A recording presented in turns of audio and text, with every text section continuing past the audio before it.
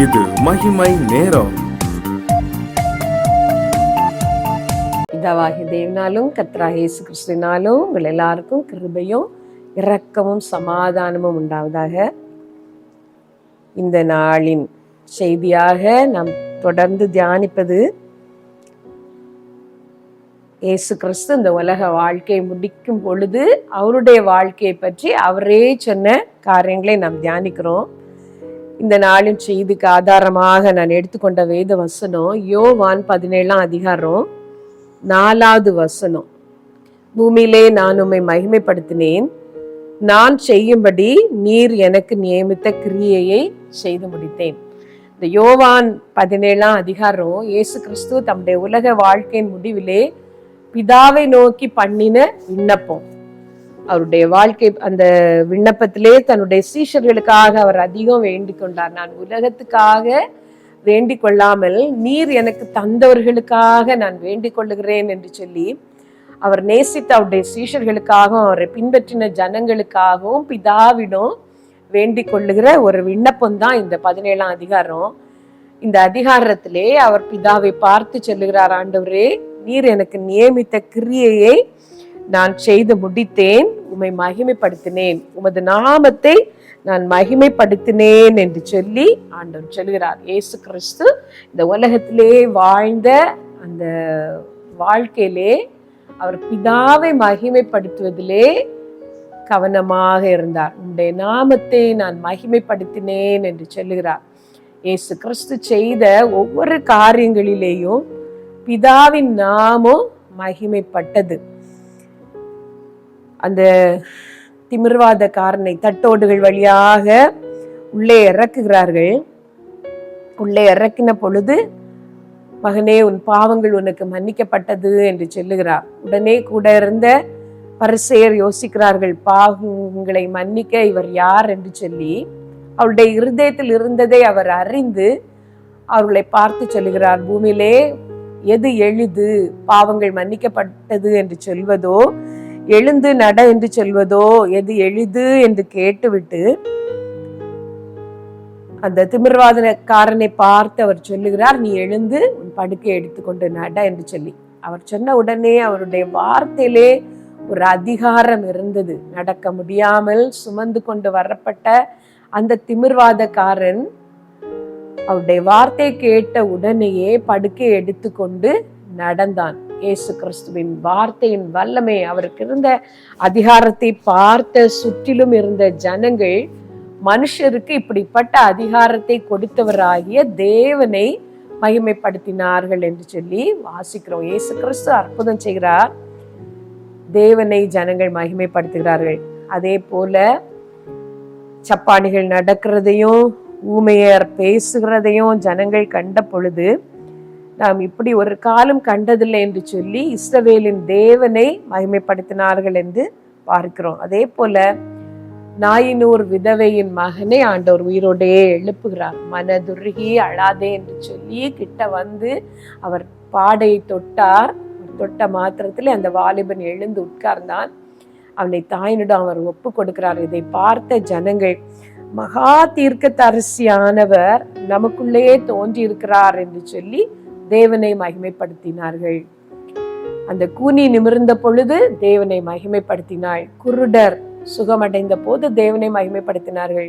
இப்படி ஒவ்வொருத்தருடைய வாழ்க்கையிலேயும் கர்த்தர் அற்புதமான காரியங்களை செய்த பொழுது அவர்கள் எல்லாரும் கர்த்தரை மகிமைப்படுத்தினார்கள் என்று சொல்லி வேதத்துல வாசிக்கிறோம். இயேசு கிறிஸ்துவும் தன்னுடைய ஊழியத்தை பற்றி சொல்லும் பொழுது, பிதாவானவர் செய்ய குமாரன் காண்கிறது எதுவோ அதையே அன்றி வேறொன்றையும் தாமாக செய்ய மாட்டார்.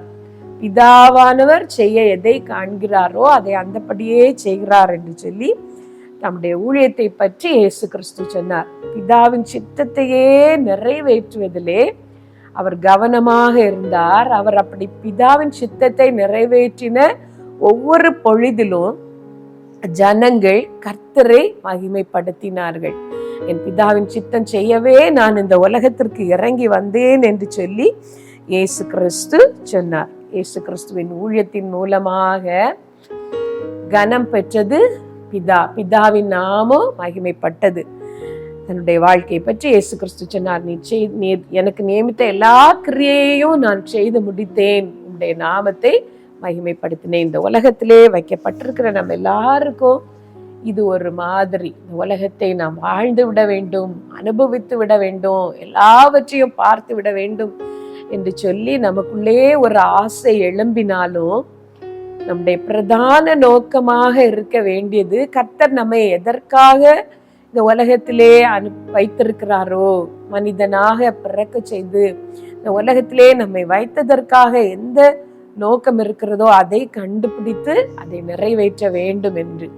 ஏனென்றால் நாம் எல்லாரும் கிறிஸ்துவின் நியாயசனத்திற்கு முன்பாக ஒரு நாள் நிற்போம் என்று வேத வசனம் சொல்லுகிறது. நம்முடைய கை கிரியைகளோடே கூட அவரை நாம் எதிர்கொள்ள வேண்டியது இருக்கிறது. இந்த உலக வாழ்க்கையை பற்றிய கணக்கை நாம் அவரிடம் கொடுக்க வேண்டியது இருக்கிறது. அந்த நேரத்திலே நல்லது, உத்தமமும் உண்மையுமுள்ள ஊழியக்காரியே என்று கர்த்தர் நம்மை அழைக்க வேண்டுமானால், உண்மையும் உத்தமமான ஊழியக்காரனே என்று கர்த்தர் நம்மை அழைக்க வேண்டுமானால், அவருடைய சித்தத்தை செய்து நிறைவேற்றி நாம் அவர் முன்பாக நிற்க வேண்டும். இதை கேட்கிற நீங்கள் எல்லாரும் உங்கள் மனதிலே ஒரு தீர்மானத்தை எடுத்துக்கொள்ளுங்கள். பிதாவின் சித்தம் செய்வதுதான் நம்முடைய வாழ்க்கையின் நோக்கமாக இருக்கிறது. ஆனால் நம்முடைய மனசும் மாமிசமும் விரும்புகிறதெல்லாம் வேறு. இந்த உலகத்தின் காரியங்களுக்கு தான் அது ஆசைப்படும்.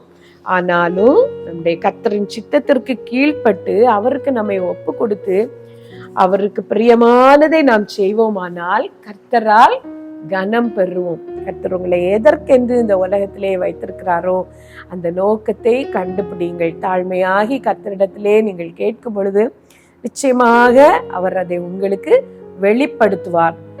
எல்லாரையும் ஊழியம் செய்யுங்கள் என்று கர்த்தர் அழைக்கவில்லை. எல்லாரையும் மருத்துவராகி விடுங்கள் என்று ஆண்டவர் அழைக்கவில்லை. எல்லாரும் ஆசிரியர் பணி செய்யுங்கள் என்று கர்த்தர் அழைக்கவில்லை. அவனவனுக்கென்று நியமித்த ஒரு ஓட்டம் உண்டு. கர்த்தர் உங்களுக்கென்று நியமித்த ஒரு வாழ்க்கை உண்டு. ஒருவேளை அது உலகத்தின் பார்வையிலே கனம் பெறாத ஒரு வேலையாக இருக்கலாம், கனம் பெறாத ஒரு ஊழியமாக இருக்கலாம்.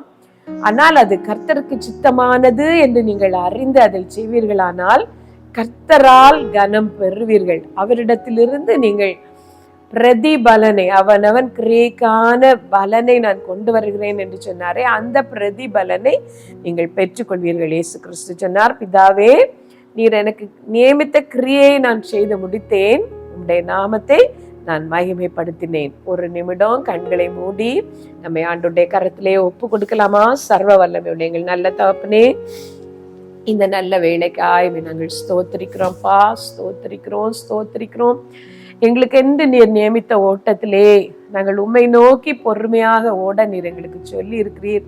எங்களுக்குரிய பாதையை கண்டுபிடித்து அதில் ஓடுகிற ஒரு ஞானத்தை எங்கள் எல்லாருக்கும் தாரும் ஆண்டவரே. உமக்கு பிரியமானதை செய்ய நீர் எங்களுக்கு போதித்தரணும். உம்முடைய நல்ல ஆவியானவர் செவ்வையான வழியிலே எங்களை நடத்துவாராக.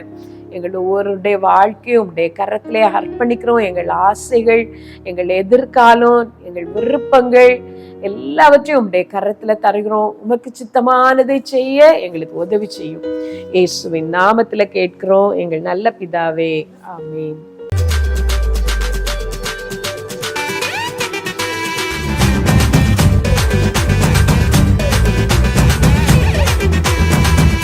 மகிமை